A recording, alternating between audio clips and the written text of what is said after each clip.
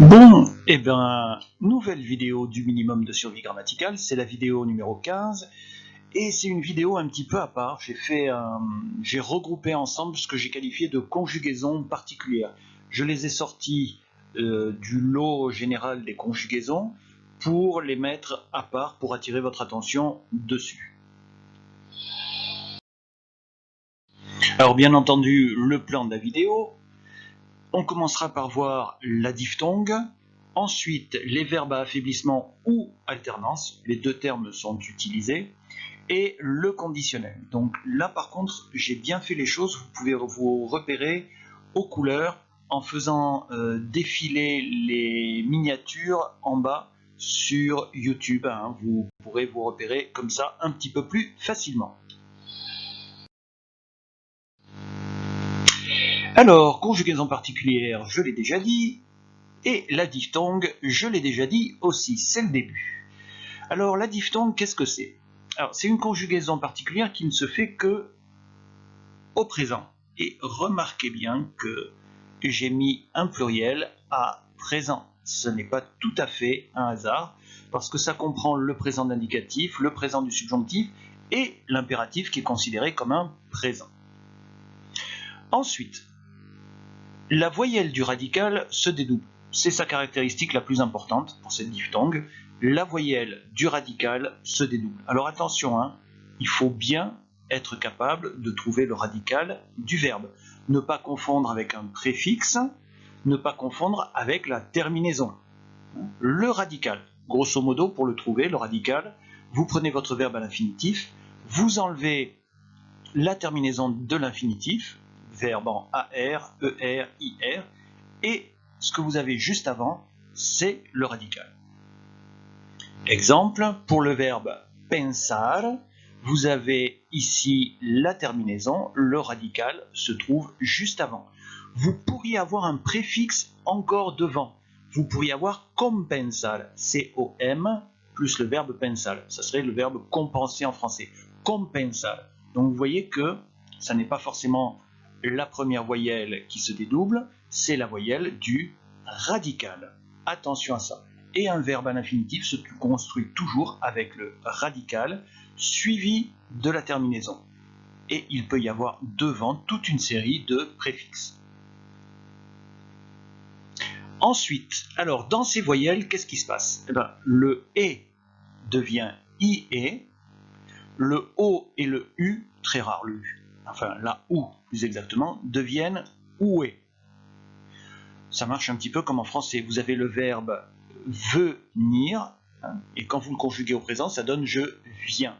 Donc vous avez également ce phénomène de diphtongue en français. Plus rare, le U ici. Par contre, très fréquent, le O qui se transforme en oué. C'est un dédoublement qui se fait à toutes les personnes, sauf aux deux premières du pluriel. Là, le verbe reste totalement régulier. Vous remarquerez qu'en général, les verbes irréguliers restent réguliers aux deux premières personnes du pluriel. Nous et vous, souvent, sont réguliers.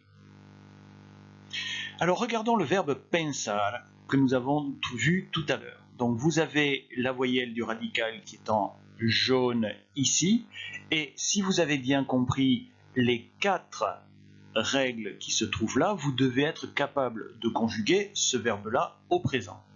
Ce « et », voyelle du radical, va se dédoubler en « ie », et on va le faire à toutes les personnes, sauf aux deux premières du pluriel. Exemple. Pienso, piensas, piensa. Le « et », ici, s'est transformé en « ie ». Pienso, piensas, piensa. Et si on regarde les 3 personnes du pluriel, nous avons pensamos, pensáis et piensan. Et vous pouvez constater que j'ai changé la couleur à l'endroit où il n'y avait pas de transformation. Première personne du pluriel, nous pensons, pas de diphtongue. Deuxième personne du pluriel, vous pensez, pas de diphtongue non plus. Remarquez bien qu'en français, ça marche exactement de la même façon. Récitez le verbe venir en français au présent, et vous verrez que les deux premières personne du pluriel ne diphtongue pas. Alors, si je prends ces 4 verbes, je vous ai mis en jaune la voyelle du radical pour faciliter les choses. Essayez de les conjuguer, vous faites pause, et vous essayez de les conjuguer au présent en appliquant les règles de la diphtongue. Donc faites pause, et moi je reprends tout de suite après. Alors pour le verbe contar, ça donne, qui veut dire raconter, ça donne cuento, cuentas, cuenta, contamos, contáis, et de nouveau cuentan. Donc là, vous avez un exemple tout à fait normal de diphtongue. Le verbe jugar, qui veut dire jouer. Juego, juegas, juega, et maintenant attention, jugamos, jugáis et juegan. Donc c'est extrêmement pratique puisqu'en fait vous avez des verbes irréguliers par rapport à la plupart des verbes, mais ces verbes irréguliers obéissent à des règles simples. C'est-à-dire qu'au lieu d'avoir à apprendre par exemple ces 4 verbes, la conjugaison de ces 4 verbes par cœur, vous avez juste à savoir que ce sont des verbes à diphtongue et à appliquer ces 4 petites règles. Le verbe sentir, siento, sientes, siente, attention, sentimos, sentis et de nouveau sienten. Alors ce verbe-là est particulièrement intéressant puisqu'il peut avoir plein de variantes si on rajoute des préfixes. Par exemple le verbe consentir, consentir, et la conjugaison sera strictement la même. Ensuite le verbe perder qui veut dire perdre, donc la conjugaison va être la suivante. Pierdo, pierdes, pierde, attention, perdemos, perdeis et de nouveau pierden. Donc là vous avez par exemple 4 verbes dont il n'est pas nécessaire d'apprendre la conjugaison au présent, pluriel, présent d'indicatif, présent du subjonctif, etc. Il suffit de les conjuguer normalement en appliquant les 4 petites règles que nous avons vues concernant la diphtongue. Oui, mais je crois que je l'ai déjà dit tout à l'heure, ça marche comme le verbe venir en français, je l'ai rajouté ici en haut. Mais ça c'était surtout pour ne pas oublier de le dire.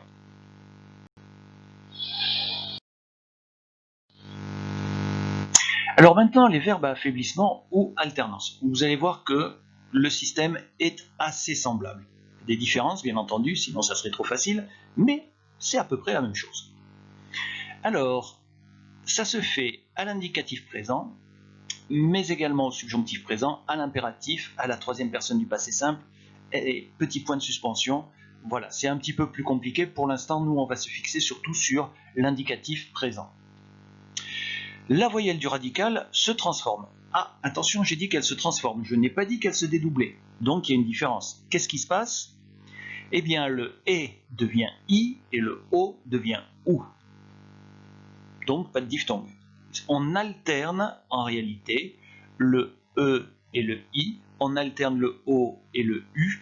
Ou alors, une autre façon de voir les choses, c'est que le « et » s'affaiblit en « i », le « o » s'affaiblit en « ou ». Une autre explication possible. Et dernière chose, si je ne me trompe pas, ça se fait à toutes les personnes, sauf, comme par hasard, aux 2 premières personnes du pluriel. Alors là, vous avez le verbe podrir. C'est un verbe charmant qui signifie pourrir. Et ce verbe podrir, vous allez essayer de le conjuguer au présent de l'indicatif, en sachant que c'est un verbe, cette fois-ci, à affaiblissement ou alternance. Vous faites pause et vous le conjuguez. Moi maintenant, en espérant que honnêtement vous ayez fait pause, je vous donne la solution. Donc, au singulier, ça va donner pudro, pudres, pudre, et au pluriel, podrimos, podris, pudre.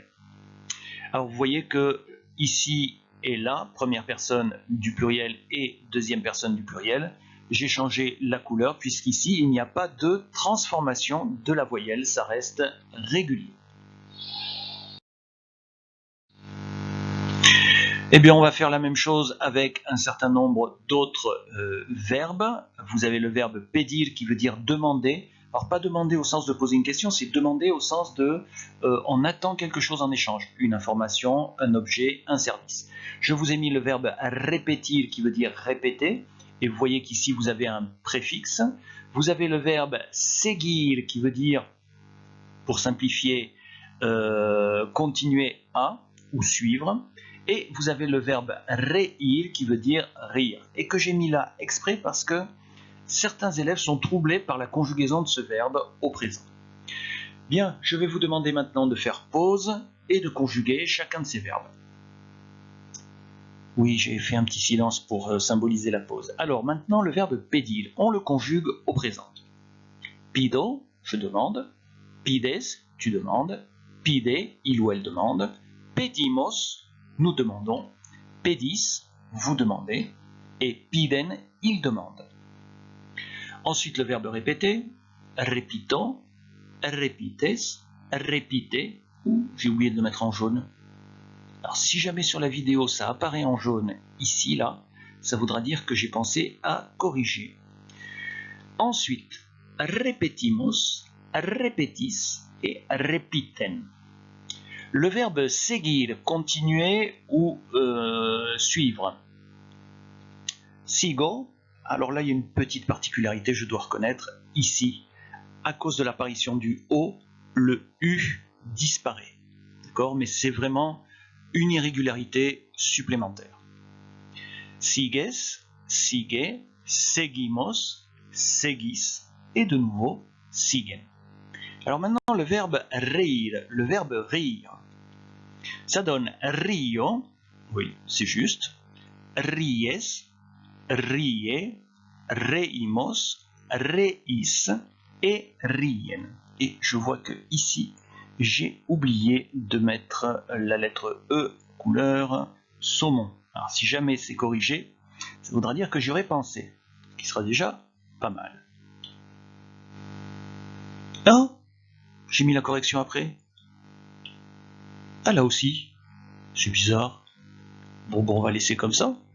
Hein? Ouais. Alors je sais pas pourquoi j'ai fait comme ça, hein, c'est vraiment bizarre. Ah si, je sais. J'ai oublié de supprimer le premier et de remettre celui-là dans le bon ordre. Bon, c'est pas grave. Peut pas être parfait tout le temps. Et maintenant, on va voir le conditionnel. Alors le conditionnel, c'est utilisé à la fois comme un mode et comme un temps. C'est les deux choses à la fois. Alors c'est assez simple à construire. Il faut prendre l'infinitif complet du verbe, vous n'enlevez absolument rien, et vous rajoutez les terminaisons grosso modo de l'imparfait des verbes en ER. Ia, ias, ia, iamos, iais, ian. Vraiment tout simple. Alors le mode conditionnel n'exprime pas une condition, mais un fait soumis à une condition. Si ceci se passe, alors, et là j'utilise le conditionnel. D'accord ? Je ne vais utiliser le conditionnel qu'à partir d'ici.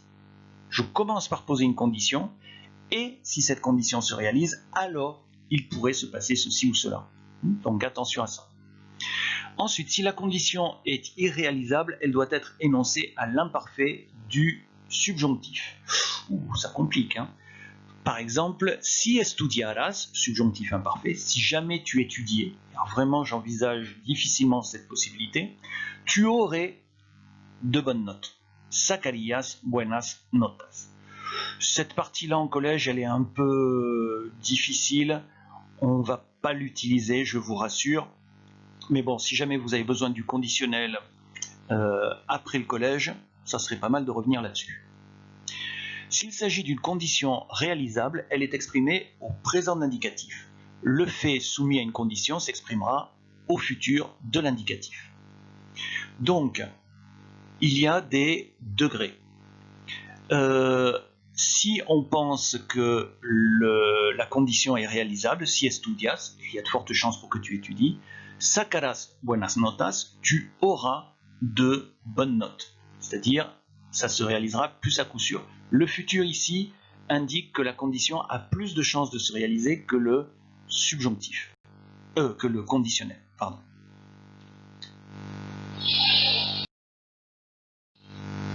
Alors là, vous avez une série de renvois que je vais mettre dans la description pour des exercices ou des leçons.